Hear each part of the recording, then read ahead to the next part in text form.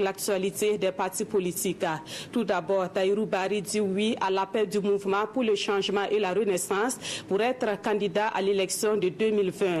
L'information a été portée à la presse ce matin à Ouagadougou. Rappelons que c'est en janvier dernier que Tahirou Barry avait été sollicité par le MCR et d'autres mouvements associatifs pour les représenter à la prochaine présidentielle au Burkina Faso. Idrissa Warga et M. Solange Aguigma.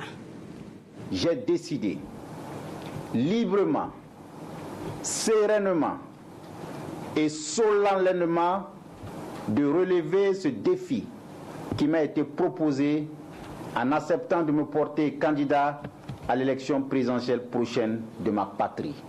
C'est ainsi que le député à l'Assemblée nationale sous la bannière du parrain répond à l'appel du 27 janvier dernier du parti politique Mouvement pour le changement et la renaissance, ainsi que des mouvements associatifs et politiques. Une candidature qu'il entend placer sous le signe d'un triple combat. 1. Le combat contre le terrorisme et l'érosion profonde de notre cohésion sociale. 2.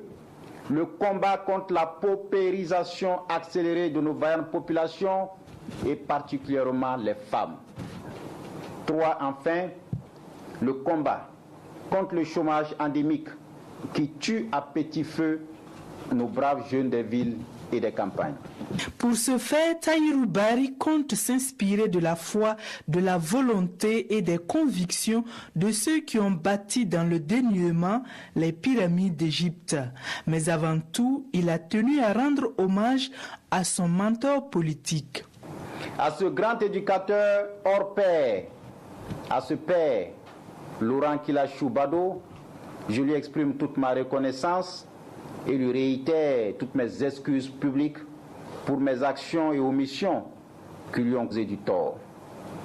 Mes excuses publiques sont également adressées à tous ceux qui se sont sentis offensés durant mes 20 années d'engagement politique, car j'ai toujours la conviction que c'est dans la franchise, la vérité et l'amour de la patrie qu'on réussira à bâtir une nation puissante en ordre moral, économique et social. Considéré comme le candidat d'une génération consciente, il a également salué à l'entame de cette conférence l'engagement et le sacrifice des forces de défense et de sécurité dans la protection de notre patrie.